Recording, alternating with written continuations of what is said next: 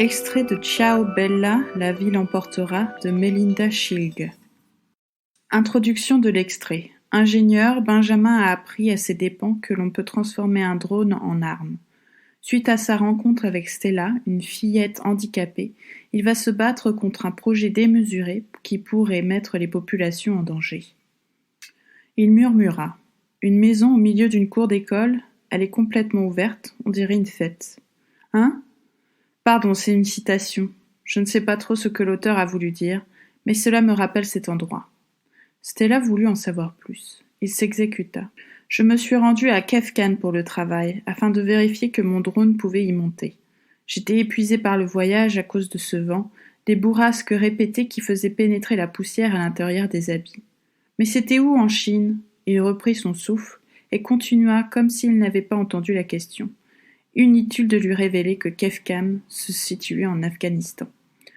Quand le vent s'est posé, la première chose que j'ai vue, c'est un tas d'immondices. Des immondices ? Absolument. Non, mais des immondices, c'est quoi ? Demanda-t-elle s'impatientant.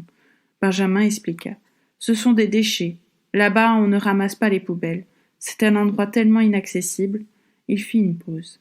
Cependant, en avançant, j'ai été séduit par ce village. J'ai aimé les couleurs des tchadors portés par les femmes et celles d'un marchand dont les épices étaient exposées dans un sac de jute posé à même le sol. Stella le laissa poursuivre. Soudain, des enfants sortaient par une porte. Ils m'ont salué en riant. Une fillette est venue et m'a pris la main. On aurait dit une caresse, et son regard était si doux qu'il aurait pu réconcilier le monde, songea-t-il. Il se sentit idiot de penser cela. Il continua. Elle m'a entraîné à l'intérieur d'un bâtiment construit autour d'une cour. Au centre se trouvait un petit joyau d'architecture. Un peu plus tard, on m'a appris que ce pavillon était une salle de prière où les villageois aimaient se rassembler. Quand on y entrait, on était accueilli par un tapis rouge qui emplissait la pièce. Il se tut en regardant par la fenêtre. Ses yeux s'humidifiaient. La petite fille était comme toi, ajouta-t-il.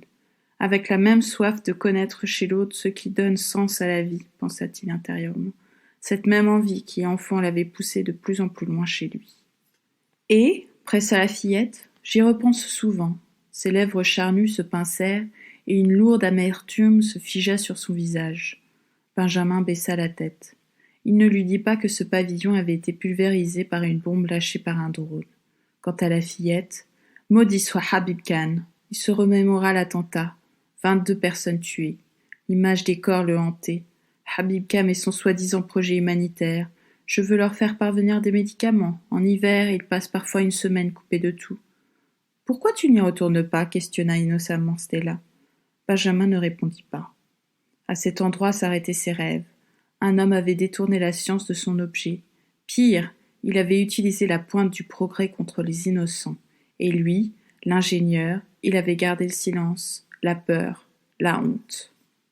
Les jours qui suivirent, Benjamin fut taciturne. Ses collègues ne manquèrent pas de lui faire remarquer. Les souvenirs douloureux liés à l'affaire de Kefkan se ravivaient et s'ajoutaient au malaise qu'il ressentait dans Prabès, dont chaque recoin respirait encore l'indicible présence de sa tante. 2 spirales qui se reliaient et menaçaient de l'entraîner par le fond. Au moment des faits, le drone de Kefkan avait beaucoup fait jaser chez Buléo. Des témoins avaient vu quelque chose voler avant l'explosion. L'Afghanistan subissait des attaques de drones militaires sophistiqués. Les policiers afghans en étaient rapidement arrivés à l'hypothèse que l'arme qui avait perpétré l'horreur était de cet acabit. Cependant, les drones militaires étaient scrupuleusement répertoriés par les Américains. On avait finalement conclu que l'attaque avait été menée par un drone civil. Buléo et ses concurrents s'accusèrent alors mutuellement, sans parvenir à déterminer qui avait conçu le drone incriminé. Aucune de ces sociétés n'était implantée en Afghanistan, et on ne fit pas le rapprochement avec les différentes antennes chinoises. Ces 2 pays n'avaient rien en commun, si ce n'était cette mince frontière à l'extrémité du Wakhan, où se situait le village attaqué. L'affaire fut vite noyée.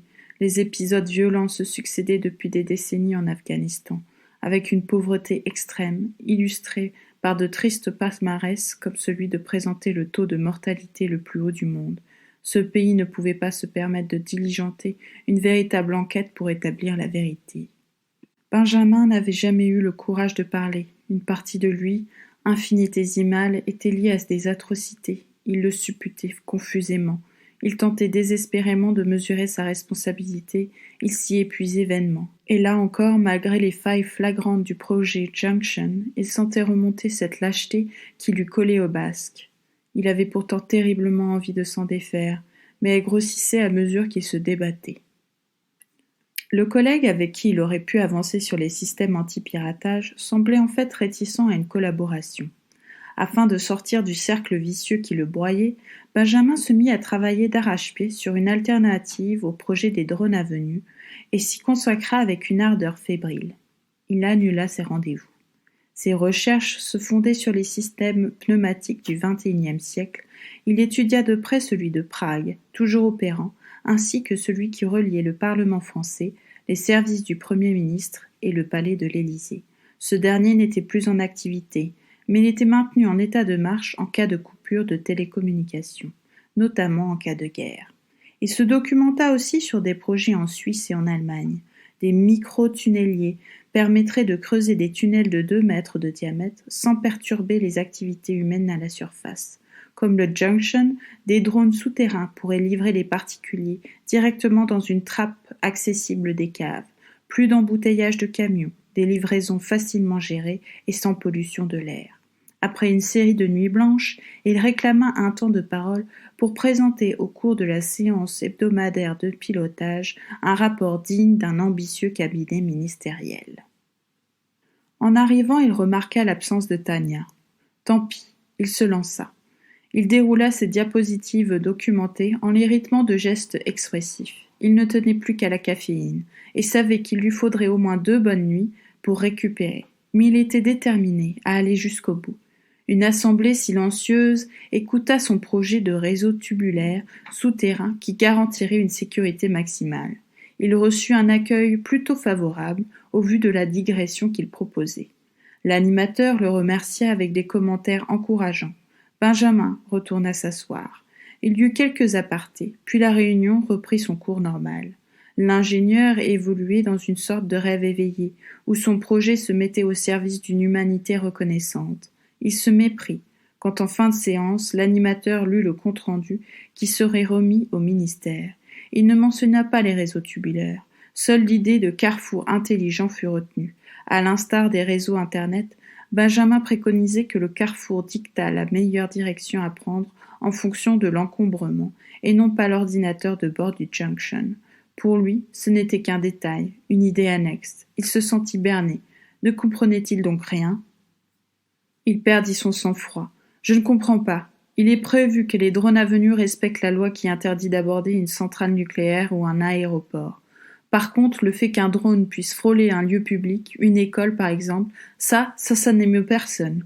Écoutez-moi bien, les drones ne doivent pas approcher les lieux de vie, vous m'entendez ?» Il fulminait, debout devant un auditoire médusé, et se tournant vers l'animateur devenu muet, il conclut. « De toute façon, personne ne veut d'un projet pensé. Il s'agit juste de monter un coup de pub. » Il repoussa sa chaise et sortit de la pièce. Il quitta les préfabriqués en maugréant. Il participait à un programme qui propulsait un engin potentiellement dangereux vers les populations. Au lieu de se diriger vers la sortie, il marcha devant lui, sur la piste d'essai, les yeux rivés sur le gris du bitume, comme si une urgence vitale lui commandait de cartographier les bosses du terrain. Il refusa de lever les yeux pour se prémunir des drones en vol. Il se dirigeait à l'oreille. Dans son fort intérieur restait une question lancinante, douloureuse, qui s'intensifiait. Comment les avertir sans révéler qu'il avait été le concepteur de l'oiseau de malheur de Kefkan ? Il n'avait pas prévu que Tania l'interceptât, alors que la bave au coin de la lèvre, il pestait contre lui-même et la bêtise de ses collègues. Elle, de son côté, se félicitait de rencontrer l'un des ingénieurs les plus réputés pour vanter la flamme de Buléo. Elle entraîna avec prestance le groupe d'individus en costume qu'elle promenait. Badinant, elle le salua en disant « Je vous présente un de nos illustres ». Benjamin passa devant, sans un regard pour elle ou ses visiteurs. « Salut Tania », lâcha-t-il outrecuidant. Il daigna faire un signe de la main. Les représentants de la France admirèrent avec consternation une vue de dos du fameux ingénieur.